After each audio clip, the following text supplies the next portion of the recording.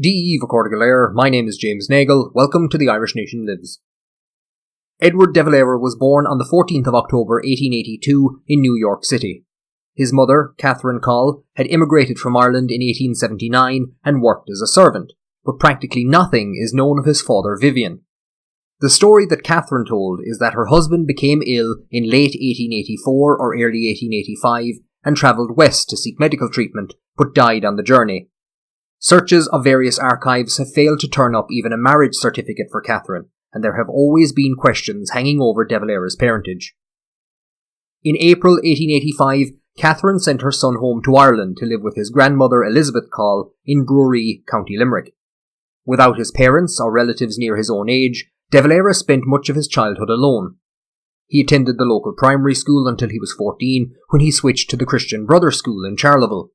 Self-confident and competitive, in 1898 he performed well enough in his exams to qualify for an exhibition, a financial prize which allowed him to enter Blackrock College in Dublin. It was here that his love of maths began to develop, and he earned a reputation for being serious and studious.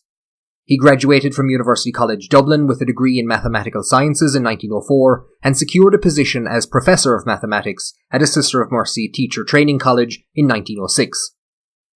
Following the establishment of the National University of Ireland in 1908, the Gaelic League started a nationwide campaign to have Irish added as a compulsory subject for entrance exams. In his youth, de Valera and his uncle Pat had tried to learn Irish but had given up.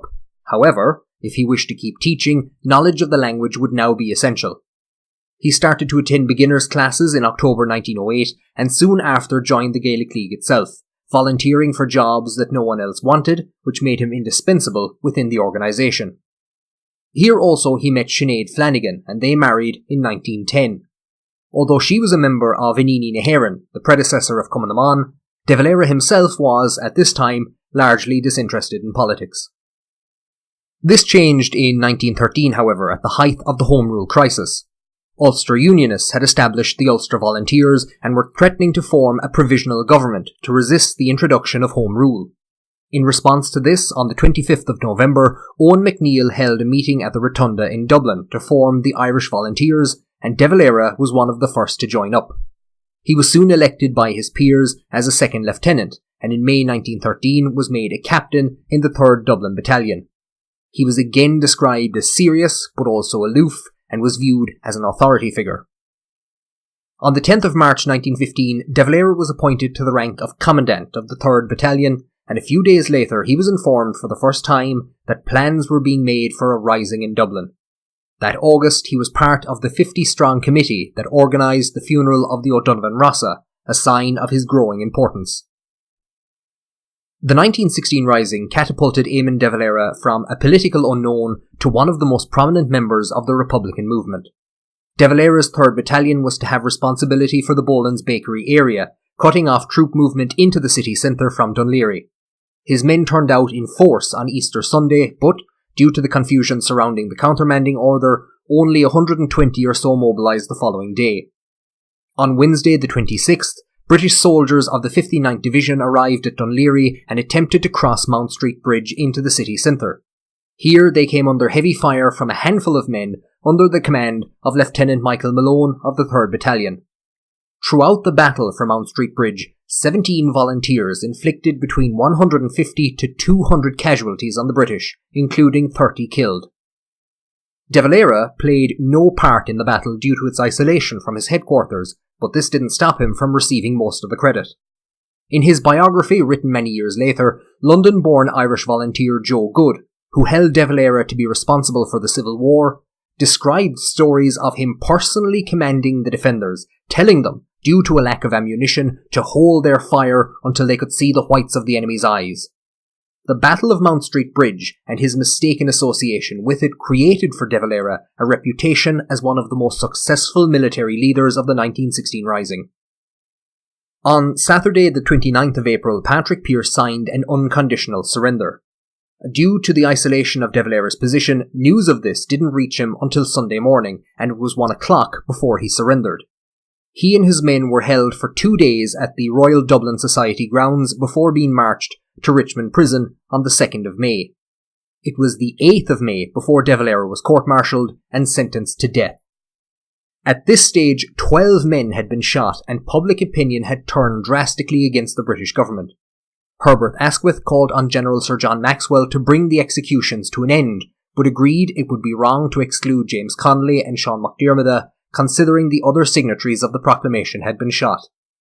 They were court-martialed the day after De Valera and executed on the 12th of May.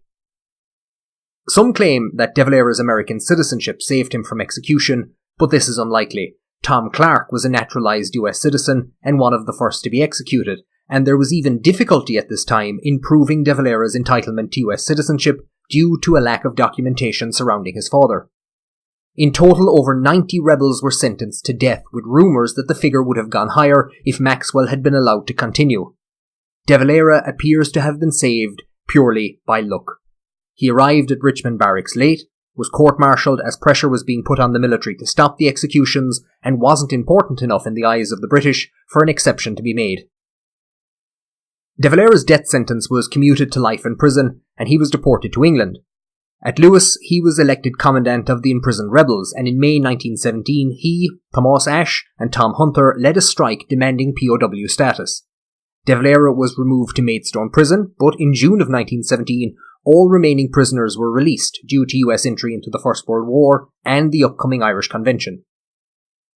In light of his 1916 record and his leadership of the prisoners, De Valera was nominated to contest the East Clare by-election, called following the death of Major William Redmond at the Battle of Messines.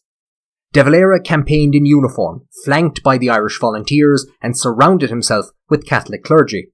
He was able to run a campaign that appealed both to hardline Republicans and moderate nationalists. He won the election on the 10th of July 1917 with a margin of 2-1 and would represent the area for the next 42 years. When the Sinn Féin Ardèche met on the 25th and 26th of October 1917, De Valera was elected president unopposed as a compromise candidate. To bring together those like Arthur Griffith, who favoured a dual monarchy, and the hardline Republicans represented by Cathal Brugha, De Valera had put forward a policy that Ireland would seek international recognition of the Irish Republic from the major powers at the post-war peace conference, after which the Irish people would be allowed to choose their own form of government and relationship with Britain. The day after the Ardèche ended, De Valera was elected, again unopposed, as president of the Irish Volunteers. In early 1918, in response to the heavy Allied losses on the Western Front during the German Spring Offensive, the British government moved to introduce conscription to Ireland. De Valera took a leading role in Sinn Féin's resistance campaign and became public enemy number 1 in the eyes of the British establishment. In May, believing that the removal of the Sinn Féin leadership would collapse resistance to conscription, a number of nationalist leaders were arrested, including De Valera, and deported to Britain. Here he was still behind bars when he was elected in 2 constituencies during the 1918 general election, and as Dáil Éireann opened on the 21st of January 1919, Michael Collins and Harry Boland were travelling to England to break him out of Lincoln Prison. On his return to Ireland, he was elected president of Dáil Éireann, and in June he travelled to the United States, determined to gain international recognition of the Irish Republic. His willingness to become involved with organisational work saw De Valera rise quickly through the ranks of the Gaelic League, the Irish Volunteers, and then Sinn Féin. Tall, serious, and well-educated, he was considered by many as a natural authority figure. While De Valera painted himself as a reluctant leader, taking charge of the prisoners at Lewis and later serving as president of the Dáil only because he was called on to do so, he guarded power jealously, delegated little, and used threats of resignation to force through his decisions. He's often described as authoritarian and difficult to deal with, but it's also clear that those who followed him loved him and were devoted to him. Even those who would become his most bitter enemies would admit a begrudging respect for him. De Valera stands as one of the most controversial and complex figures in Irish history. More so than any other figure in the Irish Revolution, his actions will be discussed and debated in depth in the years ahead, and he'll feature prominently in many future episodes here on The Irish Nation Lives. I'll be looking at the lives of many of the other important figures in the events of 100 years ago, so if you have any suggestions, I'd love to hear them. Please like this video and subscribe to the channel, and make sure to check out the Twitter and other social media accounts. Links are in the description. Accorda, thank you for joining me on The Irish Nation Lives. Slán go fóill.